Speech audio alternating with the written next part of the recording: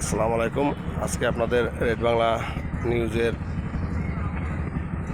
অনুসন্ধানী রাস্তা ঘাট এগুলোর যে বেহাল দশা, আজকে আসছি পিপলটন এসরাবাদ, এখানে জোড়াপোল নামক স্থানে, সংযোগস্থলে আপনারা দেখবেন ওই দেখা যাচ্ছে জোড়াপোল নামক ওই সংযোগস্থল। এখান থেকে আমরা আসছি ওই গুলবাহিনী এসরাবাদ ওইখান থেকে। তারপর এই জোড়াপোল সংলগ্ন এখান থেকে বামকাঠি ওদিকে রাস্তায় বের হওয়া যায়, সামনেই আছে বেরিবাটা সম্ভবত। তারপর এই কাকার সাথে দেখা, এখানে এই যে এই জোড়াপোলের পাশে আবার খালের এপাশে আবার একটি রাস্তা, একেবারে ঢালিবাড়ি পর্যন্ত বেহাল অবস্থা। কাকা আসসালামু আলাইকুম। কাকা ওয়ালাইকুম সালাম। আপনার নাম? মোহাম্মদ আলী আকবর। আপনার বাসা এখানে? এইখানে। তো এই রাস্তাটা কতদিন যাবত এরকম? নরমালি 40 বছর। 40 বছর। এইবার 40 আরো খারাপ আছে। এই যে 40 বছরের মানে তো বিএনপি সরকার, এরশাদ সরকার, আবারও বিএনপি সরকার, আওয়ামী লীগের 17 বছর, আর এই 2 বছর ইন্টারিম ইউনূস সরকার। তো এইরকম উপদেষ্টাদের ক্ষমতা শাসনামল, তারপর এখন আবার দলীয় সরকার, বিএনপি জোট সরকার। তো এখনও রাস্তার এই বেহাল দশা। তো এই রাস্তাটা নিয়ে আপনারা এলাকার লোকজন কখনো এলজিডি সড়ক কিংবা ইউনিয়ন পরিষদ কোথাও কি কখনো বলছেন যে রাস্তার সংস্কার বা উন্নয়ন কিংবা সংস্কার এই বিষয়ে কিছু বলছেন? না, বলছি, বহুতবার বলছি। এখানে মানববন্ধন কিংবা না, মানববন্ধন করি নাই। খলিল হুজুর পর্যন্ত বলছে যে না, আমি ঠোক বরাদ্দ দিছি, হওয়ার সম্ভাবনা আছে, কিন্তু কোথায় হয় শুনলাম যে এসপি সাহেবে দিবে। হ্যাঁ, এসপি সাহেব পাস করাইছে, তাও আজ কয়েক বছর দেখি না, বুঝছেন। এখন আমরা সাধারণ মানুষ কি করতে পারি? আমরা যে দুর্ভোগে আছি, বেহাল অবস্থায় সাধারণ মানুষ আছে, বাইডেনের মতন কোনো কায়দা নাই। এসপি সাহেব তো স্বরাষ্ট্র মন্ত্রণালয়, আইন মন্ত্রণালয় কিংবা জনপ্রশাসন, এসপিডিসি এরা এই মন্ত্রণালয় আওতাভুক্ত। তারা তো আপনাদের আশ্বাস দিতে পারে, কিন্তু তারা তো উন্নয়ন কাজের তো সহযোগী কিংবা সরাসরি কোনো প্রতিষ্ঠান না। এটা স্থানীয় সরকার, পল্লী উন্নয়ন সমবায় মন্ত্রণালয়, সড়ক বিভাগ কিংবা সেতু রেল বিভাগ, এদের কাজ, জনপ্রশাসনের কাজ এটি না। তো এখানে এলজিএডি কিংবা সহজে কোথাও বলার মতো কোনো জনপ্রতিনিধির কাছে এরকম গেছিলেন আপনারা? বহুতবার বলছি, বহুতবার। আমার চেয়েও গণ্যমান্যরাও বলছে, কিন্তু কোনো ফায়দা হয়নি। তো এখানে আমাদের লাখ খারাপ, আমাদের ভাগ্য খারাপ, আমাদের হয়তো বা কেউ নাই। কয়েক শেয়ার মানে কয়েক ফি করিয়ে দেয়, কেউ না। ওই যে সেই কয়েক শেয়ার মানে কয়েক ফি করিয়ে দেয়। বিভিন্ন ভাবে বিভিন্ন চেয়ারম্যান এখানে আপনাদের আশ্বাস দিছে, কিন্তু কেউ সেই আশ্বাসের বিশ্বাসে পরে আজকেও রাস্তার এই বেহাল দশা। এই কিন্তু এই রাস্তাটি কত কিলো হবে সামনে? সামনে প্রায় 3 মাইলের মতো।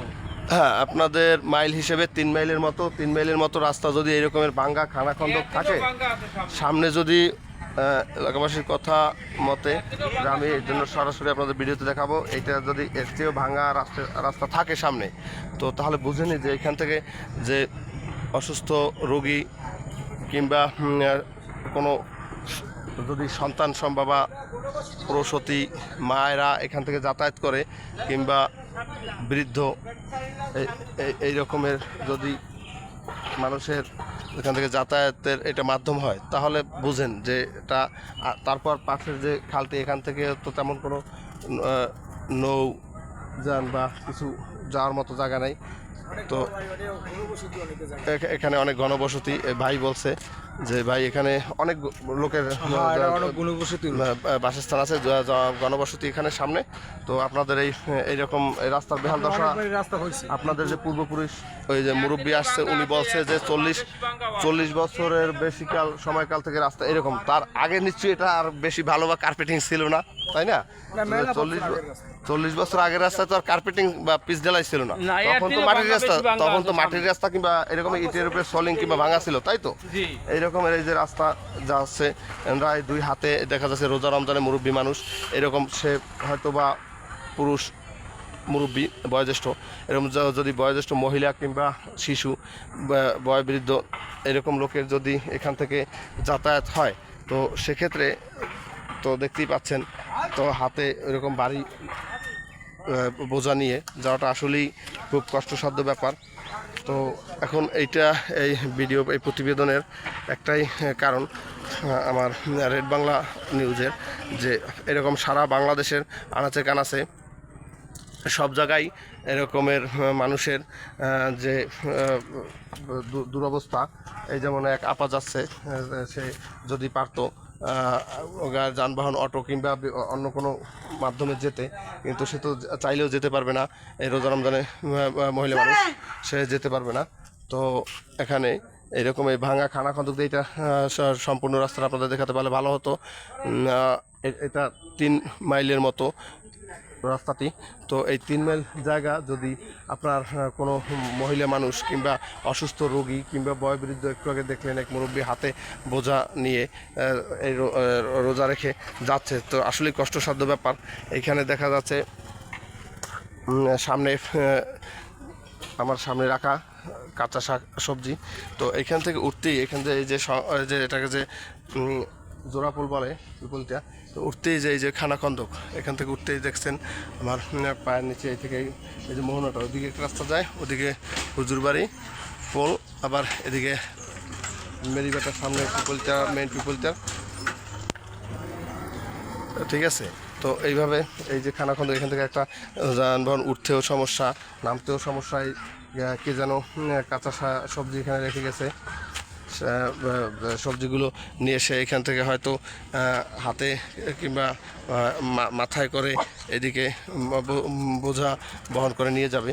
তো এরকম সারা বাংলাদেশে আনাচে কানাচে এরকম অনেক খানাখন্দকময় ভাঙাচোরা রাস্তা আছে।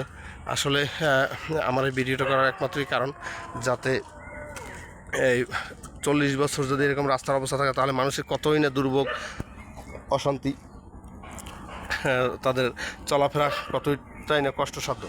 তো আশা করি এইখানের যে আগামীর, এখন তো ইউনিয়ন পরিষদ চেয়ারম্যান কিংবা এটা যেহেতু পৌরসভার ভিতরে নয়, পৌরসভার বাইরে পড়ছে, তো আগামীতে যিনি স্থানীয় জনপ্রতিনিধি হবেন কিংবা বর্তমানে এখানে জালুকাঠি নলছিটি 2 আসনের সংসদ সদস্য ঈশ্বর সুলতানা ইলেন ভুট্টো এমপি মহোদয় নবনির্বাচিত, তিনি 2001-2006 তখন এমপি ছিলেন। তারপর মাঝখানে 17 বছর আওয়ামী লীগ সরকার ছিল, সেখানে এমপি ছিলেন হেভিওয়েট এমপি বাংলাদেশ আওয়ামী লীগের এমপি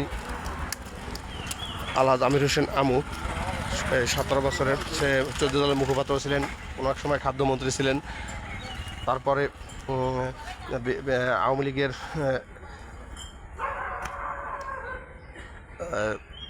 বারবার নির্বাচিত, যেটাকে আপনারা যেভাবেই আখ্যা দেন, যে ভোটহীন মন্ত্রিসভার পার্লামেন্টের এমপি ছিলেন, তো প্রেসিডিয়াম সদস্য ছিলেন। যাই হোক, বিশেষ ক্ষমতা যাই বলি না কেন, কিন্তু তার এলাকার এরকমের রাস্তাঘাট যদি এইভাবে থাকে, আমি একটু যে রাস্তাটা দেখেছি, ওই রাস্তার ওপার ওই মানুষজন যাচ্ছে, আমি এখন এপার আসছি, তো ওই যদি রাস্তার ওই হাল অবস্থা, ওই যাচ্ছে মানুষ হেঁটে যাচ্ছে, হাতে সবাই ওই দেখা যাচ্ছে হাতে বোঝা নিয়ে হেঁটে যাচ্ছে। তো আশা করি বর্তমান সাংসদ সে এই বিষয়টি তার স্থানীয়, পরবর্তীতে জনপ্রতিনিধি, ইউনিয়ন পরিষদ কিংবা স্থানীয় তার বিএনপি নেতাকর্মীদের মাধ্যমে এই রাস্তাটির জন্য, এই রাস্তাটির সংস্কার কিংবা এটিকে পুরোপুরি কার্পেটিং করার জন্য সে ব্যবস্থা গ্রহণ করবেন, এই আশাবাদ ব্যক্ত করে বিদায় নিচ্ছি। নেসারাবাদ জোড়াপোল থেকে পিপলটা মোহাম্মদ সাইফুদ্দিন জিয়া, রেড বাংলা নিউজ সম্পাদক ও প্রকাশক।